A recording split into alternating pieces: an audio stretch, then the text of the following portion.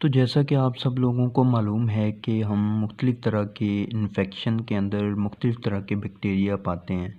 तो उन बैक्टीरिया को आइडेंटिफ़ाई करने के लिए हम एक प्रोसेस करते हैं जिसका नाम होता है ग्राम स्टेनिंग। तो ग्राम स्टेनिंग में हम ये आइडेंटिफ़ाई कर लेते हैं कि कौन सा बैक्टीरिया है, आया कि ग्राम पॉजिटिव बैक्टीरिया है या ग्राम नेगेटिव बैक्टीरिया है। तो ग्राम पॉजिटिव में उसकी फिर आगे शक्ल देख लेते हैं कि कैसा है वो, सर्कुलर है, वो रॉड शेप है। इसी की बेस पे हम मुख्तलिफ़ तरह के बैक्टीरिया को आइडेंटिफ़ाई कर सकते हैं।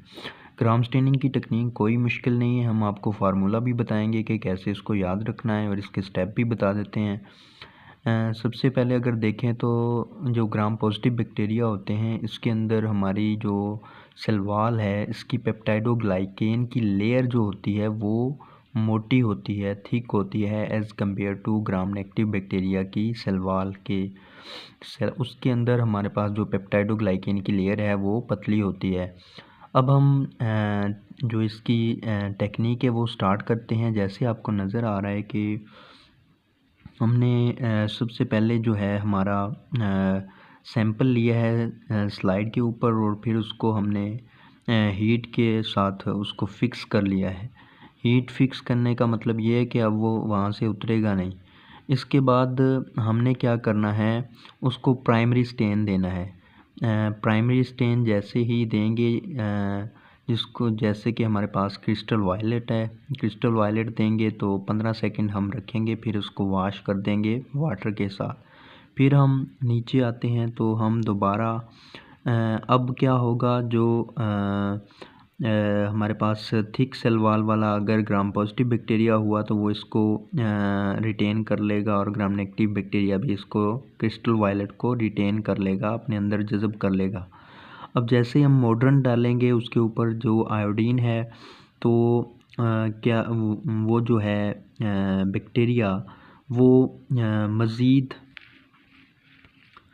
उसको पकड़ लेगा, उसके कम्प्लेक्स बन जाएंगे, वो मज़ीद मज़बूत हो जाएगा। अब बात करें, जैसे ही हम एथानॉल अल्कोहल डालते हैं तो वो एज अ डिक्लोराइज़र काम करता है, रिमूवर काम करता है। अब वो क्या करेगा, वो रिमूव करने की कोशिश करेगा जो हमने पहले प्राइमरी डाई दी है जिसका नाम क्रिस्टल वायलेट था। तो हाँ, चूँकि हमें पता है कि ग्राम पॉजिटिव की सेल वॉल थिक होती है, वो पेप्टाइडोग्लाइकेन की लेयर मोटी होती है, तो वहाँ से जो है क्रिस्टल वायलेट नहीं निकलेगी, उसके अंदर रहेगी।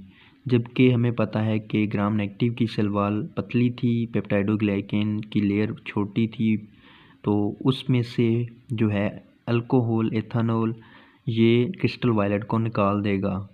तो जो हमारे पास क्रिस्टल वायलेट ने ग्राम पॉजिटिव को कलर दिया था पर्पल, वो पर्पल ही रहेगा क्योंकि उसमें से नहीं निकली।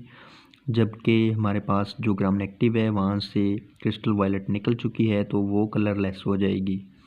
अब बात करें, हमने फिर आगे उसको दोबारा एक डाई देनी है जिसको कहते हैं सेकेंडरी डाई। अब उसको काउंटर स्टेन भी कह सकते हैं। अब जैसे ही हम काउंटर स्टेन देंगे, चूँकि हमारे पास जो पॉजिटिव बैक्टीरिया होते हैं उनकी सेल वॉल थिक होती है, उनके अंदर क्रिस्टल वायलेट मौजूद होती है, वो रिटेन होती है, तो उसका कलर पर्पल ही रहता है।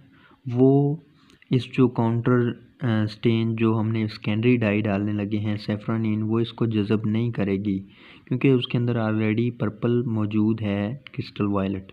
जबकि हमें मालूम है कि थर्ड स्टेप पे जो एथेनॉल डालने पर ग्राम नेगेटिव बैक्टीरिया की सेल वॉल ने जो क्रिस्टल वायलेट थी वो छोड़ दी थी और कलरलेस बन गई थी। अब वो इसको जज़ब कर लेगी सेफ्रोनिन को।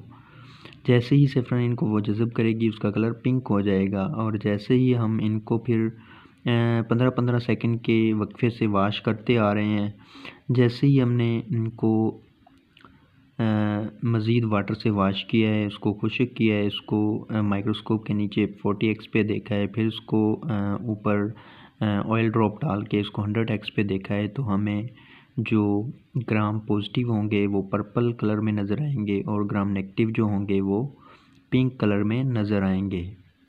तो ग्राम स्टेनिंग की यही टेक्निक है।